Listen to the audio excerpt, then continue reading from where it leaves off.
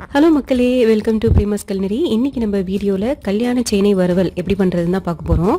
இந்த சேனை வறுவல் வந்து சிம்பிளா ஒரு சாம்பார் சாதம், ரசம் சாதம், தயிர் சாதம் இதுக்கெல்லாம் ரொம்ப சூப்பரா இருக்கும். வாங்க குயிக்கா இந்த சேனை வறுவல் எப்படி பண்றதுன்னு பார்த்துடலாம்.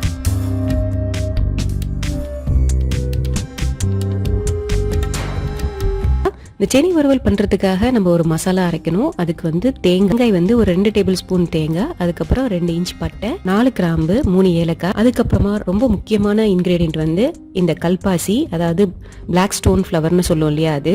ஸோ அதை கண்டிப்பாக சேர்த்துப்போம், ஏன்னா அது நல்ல ஒரு வாசனை கொடுக்கும் வறுவலுக்கு. அதுக்கப்புறமா இதை வந்து ஒரு 1/4 கப் தண்ணி ஊற்றி அரைச்சிக்குவோம். அரைக்கும்போது நல்லா ஃபைன் பேஸ்ட்டாக அரைக்கக்கூடாது, இந்த மாதிரி கொரகொரப்பான பேஸ்ட்டாக அரைக்கணும். அப்போ தான் வந்து மசாலா வந்து அங்கங்கே திப்பியாக தெரியும் போது அதுதான் அந்த மசாலாவோட ஹைலைட்டே. அதனால நம்ம வந்து கொரகொரப்பாக அரைச்சி எடுத்துக்கலாம்.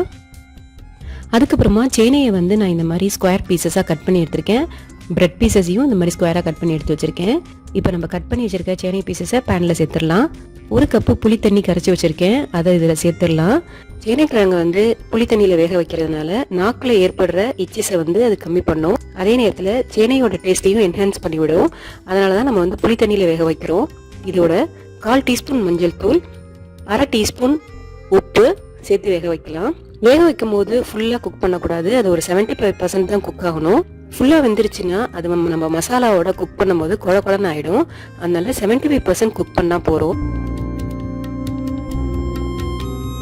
எந்த ஸ்டேஜில் நம்ம ஸ்டவ் ஆஃப் பண்ணணும்னா, சேனையை எடுத்து கையால் நீங்கள் ப்ரெஸ் பண்ணி பார்க்கும்போது சேனை வந்து ஜஸ்ட் 2ஆக பிரேக் ஆகணும். அந்த ஸ்டேஜில் நம்ம வந்து ஸ்டவ் ஆஃப் பண்ணிடலாம்.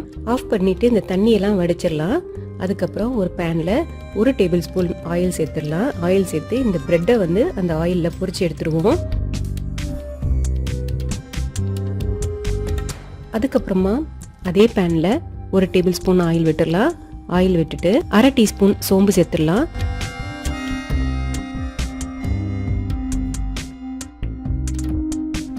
ஒரு வெங்காயம் நல்லா பொடியாக கட் பண்ணி அதோட சேர்த்துடலாம். சேர்த்துட்டு நல்லா வறுத்துக்குவோம். வெங்காயம் நல்லா ப்ரௌன் ஆகணும், அது வரைக்கும் நல்லா வறுத்துக்கலாம்.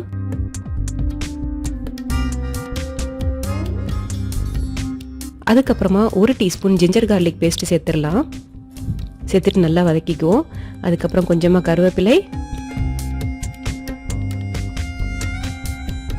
1/4 டீஸ்பூன் மஞ்சள் தூள், 1 டீஸ்பூன் மிளகாய் தூள், 1 டீஸ்பூன் கொத்தமல்லி தூள் சேர்த்து நல்லா வதக்கிக்குவோம். இதில் ஒரு 1/2 டீஸ்பூன் உப்பு சேர்த்துடலாம்.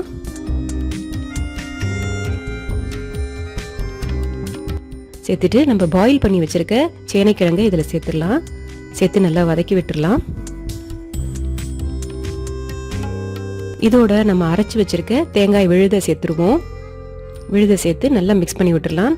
தேங்காயை சேர்த்ததுக்கு அப்புறம் ஒரு 5 மினிட்ஸ் வந்து நம்ம இந்த மாதிரி கிளறி விட்டு நல்லா வறுக்கணும். தேங்காயில இருக்கிற ரா ஸ்மெல்லாம் நம்ம போகணும், ஏன்னா அதில் நிறைய மசாலா சேர்த்து அரைச்சிருக்கும். நல்லா கிளறி விட்டு ஒரு 5 மினிட்ஸ் நல்லா வறுத்துடலாம். ஆஃப்டர் 5 மினிட்ஸ் பார்த்தீங்கன்னா சேனை வந்து நல்லா சாஃப்டாக இருக்கும், நல்லா குக் ஆகிடும்.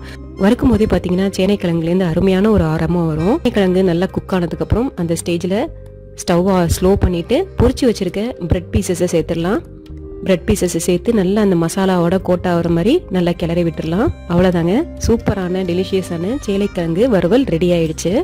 இது வந்து ஒரு சிம்பிளாக ஒரு தயிர் சாதம், ஒரு சாம்பார் சாதம், இது எல்லாத்துக்குமே ரொம்ப சூப்பராக இருக்கும். ட்ரை பண்ணி பாருங்கள். இந்த ரெசிபி வெரி சிம்பிள் கூட. இந்த ரெசிபி உங்களுக்கு பிடிச்சிருந்ததுன்னா லைக் பண்ணுங்கள், ஷேர் பண்ணுங்கள், கமெண்ட் பண்ணுங்கள், சேனல் சப்ஸ்கிரைப் பண்ணுங்கள், அப்புறம் இன்ஸ்டாகிராமில் ஃபாலோ பண்ணுங்கள். இன்னும் நிறைய இன்ட்ரெஸ்டிங்கான ரெசிபிஸோடு உங்களை நான் சந்திக்கிறேன். Until then, bye from Premalatha Aravindan. Bye.